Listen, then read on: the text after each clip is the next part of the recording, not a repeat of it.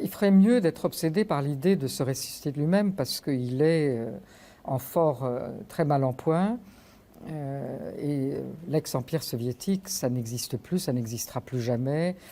Les pays voisins, au contraire, ce que j'ai dit tout à l'heure, c'est que je pense que cette guerre se terminera par une négociation de paix dans laquelle la Russie sera contrainte de renoncer au territoire qu'elle occupe et sera contrainte de reconnaître une fois pour toutes qu'il existe pour la Russie comme pour tous les autres pays sur la planète des frontières et des frontières qu'il faut respecter. Ce que la Russie n'a jamais connu, compris, qu'elle n'a pas dans sa tête, aucun Russe ne sait, comme on sait tous faire, tracer les frontières de son pays avec un crayon.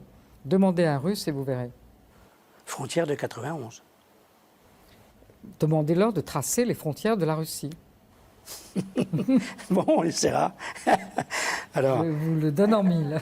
Est-ce que vous pensez qu'il est capable, enfin, que ce personnage KGB, vous avez raison de le mentionner, est-ce qu'il est capable de tirer les leçons de ce qui apparaît pour l'instant, en effet, comme l'échec évident de sa stratégie? Je ne crois pas. Je ne crois pas. Ceux qui tirent les leçons, ce sont probablement, premièrement, les militaires russes qui doivent être horrifiés. Parce que cette grande armée qui, depuis la Deuxième Guerre mondiale, apparaît comme une armée invincible, sinon respectée, du moins crainte, il l'a présentée dans le monde actuel comme une armée déchaussée, pas nourrie, qu'on remplace par Prigojine et les siens. Donc j'imagine, et puis ce qu'il a fait aux chefs militaires, dont il change comme on change de chaussettes le matin, j'imagine que cette armée est complètement humiliée et donc ce n'est plus réellement un instrument de soutien de son pouvoir politique. De la même façon, les élites oligarques qu'il avait autour de lui commencent elles aussi à considérer que tout ça n'est pas, in fine, à leur avantage, à ceux de leurs enfants qui ne peuvent plus aller occuper leur villa londonienne ou monégasque. Donc là aussi, ça commence à tirer. Donc il lui reste quoi, le cercle de ce qu'on appelle les instruments de force, c'est-à-dire le KGB, la police, les forces un peu spéciales. Est-ce que ça suffit pour gouverner? Et puis une très grande... Il n'y a pas une opposition en Russie qui va sortir dans la rue parce que ce n'est pas dans les gènes en Russie où ça explose et à ce moment-là personne ne sait ce qu'il en sort, où les gens ont du mal à sortir de façon organisée. Il n'y a pas vraiment d'opposition pour le moment en tout cas. Mais le mécontentement, il est clair. En Géorgie, nous avons vu passer depuis 1 an et demi près de 800 000 Russes qui partaient. 80 000 à peu près sont restés, sont sur le territoire géorgien et bénéficient de la possibilité d'être là pour une durée de 1 an qui est renouvelable, donc ils sont tranquilles. Mais tous les autres, ils ont quitté, ils sont partis en Turquie, en Europe, aux États-Unis, partout où ils pouvaient. C'est déjà un signe, parce que ce million, presque, et ça doit être aujourd'hui 1 million, qui est parti par chez nous, ça ne compte pas ceux qui sont partis par d'autres directions. C'est une population jeune qui travaille souvent à distance avec des compagnies étrangères.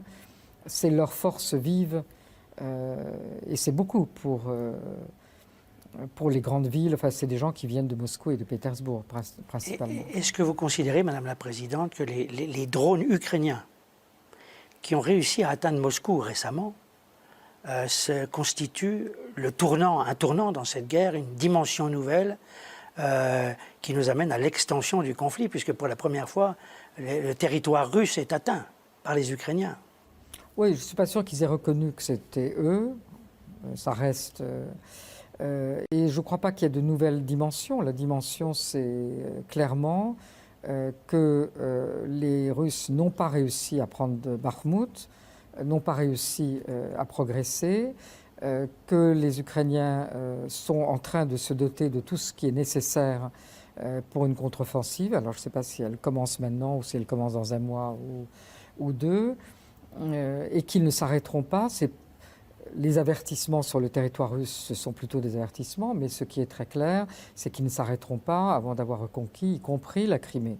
Est-ce que vous vous sentez personnellement menacé en tant que présidente d'un État indépendant? Non, je ne pense pas que quand on est dans cette fonction, en tout cas, ce n'est pas une chose à laquelle je pense. Des attaques, oui. La présidence a été l'objet d'une attaque cyber qui était d'origine russe il n'y a pas plus de 3 semaines. Il y en a eu plusieurs avant.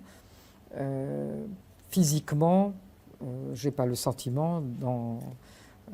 Je suis protégé par une population qui est extrêmement protectrice et c'est un pays où tout le monde connaît tout le monde et qui est relativement libre. Donc je ne pense pas. Après ça, c'est l'histoire. Alors, vous vous battez, ça je le sais depuis des années, pour l'avenir de la Géorgie au sein de l'Europe. Est-ce que vous n'avez pas peur qu'au milieu de cette situation chaotique, ce soit un vœu pieux, tout comme, j'ai envie de dire, l'Ukraine dans l'OTAN? Mais tous ces vœux pieux qu'on pensait des vœux pieux impossibles, finalement se réalisent les uns après les autres. Moi, quand je suis arrivé en Géorgie, après ma casquette française, tout le monde me disait, avant que je parte, et que je parte comme ambassadeur d'abord, puis ensuite ministre, la politique de voisinage pour la Géorgie, n'y pensait même pas. 6 mois après, c'était fait. Après, c'était l'association. C'est pas pour la Géorgie. Et puis ensuite, une fois que c'était l'association, tous les hauts dirigeants européens répétaient, surtout n'allez pas confondre, ce n'est pas une ouverture vers l'adhésion définitive. Mais pour la Géorgie, qui est quand même géographiquement, et la question géographique était tout le temps ramenée sur la table comme un des arguments pour dire la Géorgie, non, pas vraiment.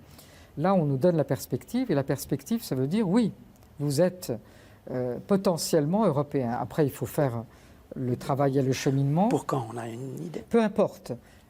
En l'occurrence, je dis, l'importance de la perspective, c'est que le débat géographie versus identité, il est terminé. La géographie n'est plus un obstacle, parce que ça, on ne peut pas le changer. Tout le reste, on peut le changer. Donc à partir de maintenant, la géographie n'est plus un obstacle, le reste est à faire par les Géorgiens, de remplir les différentes conditions qui sont présentées à tout le monde.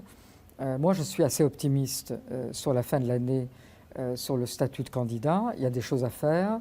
La population se bat et le montre.